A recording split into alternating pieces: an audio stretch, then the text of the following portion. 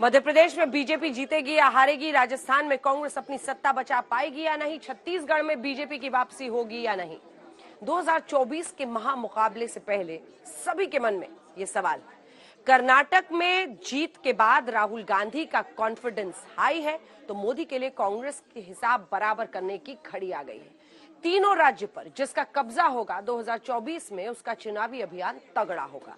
BJP की तरफ से प्रधानमंत्री नरेंद्र मोदी ने मोर्चा संभाल लिया है। एक के बाद एक अपने फैसलों से कांग्रेस को मोदी चौंका रहे हैं।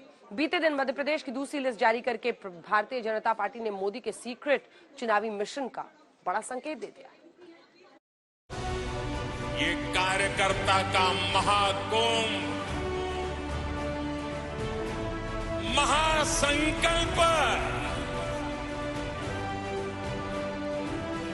बहुत कुछ कहता है कि मध्य प्रदेश के मन में क्या है। ये दिखाता है नई ऊर्जा से भरी हुई भाजपा।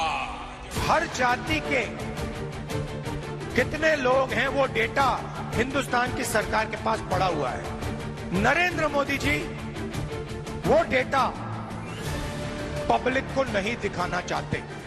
2024 के महामुकाबले से पहले 5 राज्यों के चुनाव में 3 बड़े राज्य ऐसे हैं जहां बीजेपी बनाम कांग्रेस की सीधी लड़ाई है। राजस्थान और छत्तीसगढ़ में कांग्रेस को अपना किला बचाना है।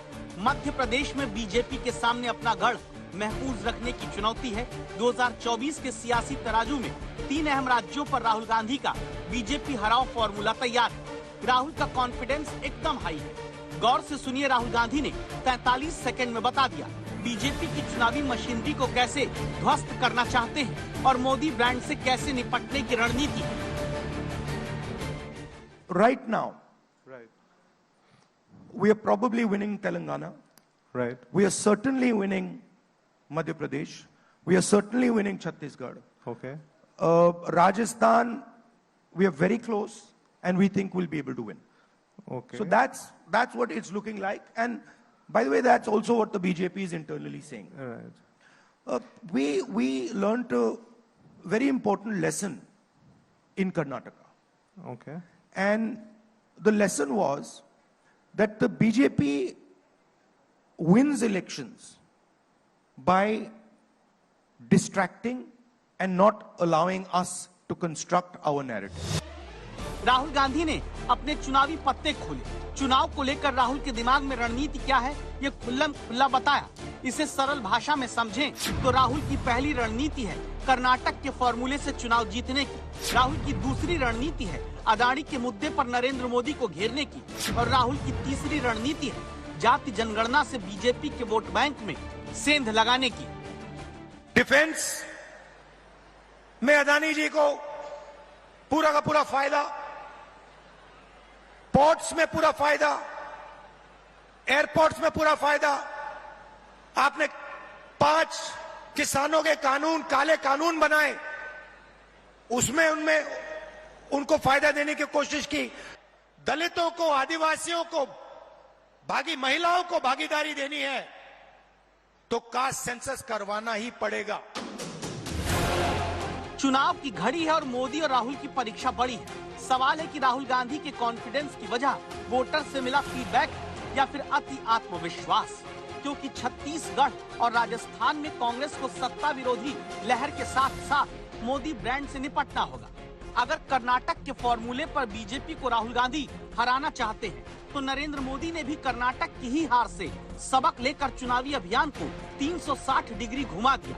यानी नरेंद्र मोदी का चुनावी होमवर्क भी सॉलिड है। आप सोचेंगे कि मोदी के पास राहुल को काउंटर करने वाला पूरा प्लान क्या है। जो कर्नाटक में हुआ वैसा मध्य प्रदेश समेत दूसरे राज्यों में ना हो, इसके लिए क्या दांव चला है, हम आपको मोदी का चुनावी फॉर्मूला डिकोड करके बताते हैं। मोदी का पहला दांव है कर्नाटक में सीएम के चेहरे पर लड़ा था चुनाव, अब सीएम चेहरे पर नहीं लड़ेंगे चुनाव। नरेंद्र मोदी का दूसरा दांव है कर्नाटक में लोकल लीडरशिप पर चुनाव लड़ा, अब अपने चेहरे पर चुनाव लड़ा जाए। नरेंद्र मोदी का तीसरा दांव है कर्नाटक में देर से जारी की उम्मीदवारों की सूची अब वक्त से पहले जारी सूची हो रही है। और नरेंद्र मोदी का चौथा दांव है कर्नाटक में बड़े चेहरों पर दांव नहीं लगाया, अब दिग्गज नेताओं को मैदान में सीधे उतारा जा रहा है। मेरे लिए देश से बड़ा, देशवासियों से बड़ा कुछ भी नहीं है। मैं अभावों में रहा हूं, लेकिन अपने देश को अभावों में नहीं रहने दूंगा।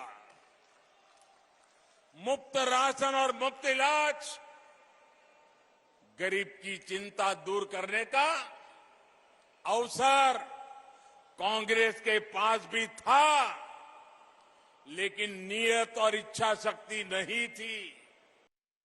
मध्य प्रदेश की 39 सीटों पर बीजेपी ने अपने उम्मीदवारों के नाम जारी कर दिए। टिकट की लिस्ट में 3 केंद्रीय मंत्री, 7 सांसद हैं। बड़ी बात यह है कि 2018 में बीजेपी को 39 में से 36 सीटों पर हार मिली थी। यानी बीजेपी ने बड़ा सियासी दांव चला है। माना जा रहा है कि बीजेपी ने एक तीर से कई चुनावी निशाने साधने की कोशिश की है। पहला निशाना किसी बड़े चेहरे को सीएम का मौका, दूसरा निशाना पार्टी के अंदर गुटबाजी पर लगाम लगाना, तीसरा निशाना शिवराज को लेकर नाराजगी से भी निपटना, चौथा निशाना वोटर्स के बीच दिग्गज नेताओं की परीक्षा और 5वां निशाना दूसरों के टिकट की बजाय खुद लड़ेंगे। छठा निशाना संपूर्ण जाति के समीकरण को साधने की जो कोशिश की गई है, नाम देखिए आप। 7वां निशाना कांग्रेस पर मनोवैज्ञानिक दबाव बनाते रहना। तो ये कई तरीके हैं जिसको साधने की कोशिश बीजेपी ने की है। ये कैसे होगा, हमारी इस रिपोर्ट से समझिए।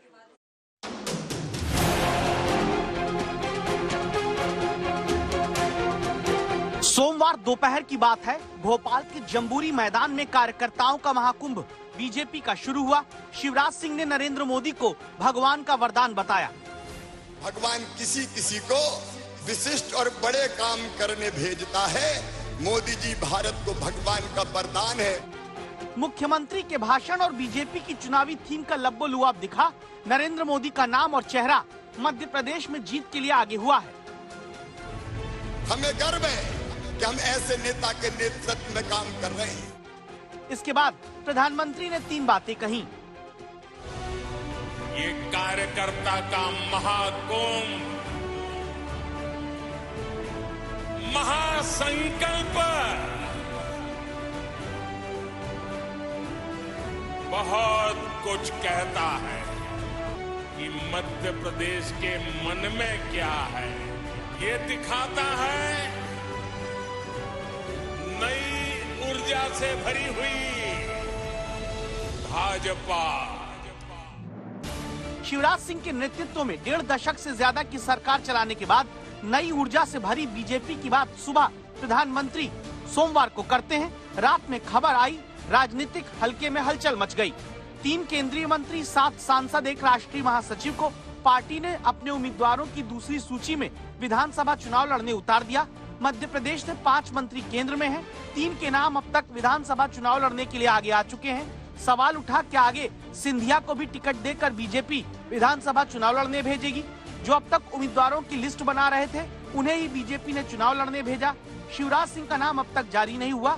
दूसरी लिस्ट में सीएम पद की दावेदारी रखने वाले कई नाम शामिल हो गए। बड़ा नाम नरेंद्र सिंह तोमर का है। ये कितने बड़े चेहरे हैं, ऐसे समझिए कि कैबिनेट मंत्री हैं केंद्र में, कृषि विभाग देश का संभालते हैं, मध्य प्रदेश में चुनाव अभियान समिति के अध्यक्ष हैं। नरेंद्र तोमर पर ही चुनाव लड़ाने और प्रचार अभियान चलाने का जिम्मा रहा। लेकिन जैसे ही विधायकी का टिकट देकर इन्हें पार्टी ने कहा ये करके दिखाओ जरा, समर्थक रात से ही गुलदस्ते लेकर बधाई देने पहुंच गए। क्या ये संदेश है कि अगर तोमर जीते, पार्टी जीती, तो भोपाल में सीएम पद का रास्ता भी खुल सकता है? सुबह तो नरेंद्र सिंह तोमर आज तक संवाददाता रवीश पाल सिंह के सवालों पर कुछ नहीं बोले। आपका नाम आया सर टिकट में? नहीं है प्रतिक्रिया सर, क्योंकि आखिर क्या वजह है सर कि भारी भरकम केंद्रीय मंत्रियों को और सांसदों को टिकट दिया गया सर? सर कहा जा रहा है कि मुख्यमंत्री की भी दावेदारी। One line reaction sir, one line reaction.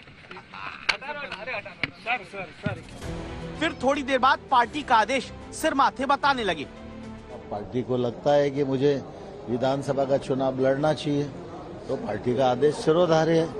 हम लोग तो कार्यकर्ता हैं, पार्टी जो आदेश देती है उस काम को करते हैं। पार्टी का आदेश कैलाश विजयवर्गीय को भी मिला। इंदौर 1 सीट से उतरने को कहा गया। बंगाल तक चुनाव लड़ाते आ रहे महासचिव कैलाश विजयवर्गीय के लिए तुरंत समर्थक सीएम पद के नारे घर के बाहर लगाने लगे। कैलाश विजयवर्गीय भी सरप्राइज होकर कहते हैं कि वो हैरान रह गए थे। मैंने तो वैसे कहा था कि मैं चुनाव नहीं लड़ना चाहता हूँ, और पार्टी के हमारे वरिष्ठ नेताओं का निर्देश मुझे परसों मिल गया था। मैंने असमंजस में था, और आज एकदम अचानक घोषणा कर दी तो मैं खुद ही बहुत आश्चर्यचकित रह गया। हैरानी तो शिवराज सिंह को भी हो रही होगी। उत्तर प्रदेश के चुनाव में पहली ही सूची में मुख्यमंत्री योगी आदित्यनाथ की सीट का ऐलान कर दिया गया, लेकिन मध्य प्रदेश में 2 सूची आने के बाद भी शिवराज सिंह की सीट की घोषणा अभी नहीं हुई। आगे हो सकती है, तब तक राजनीति में खूब कयास लगते रहेंगे।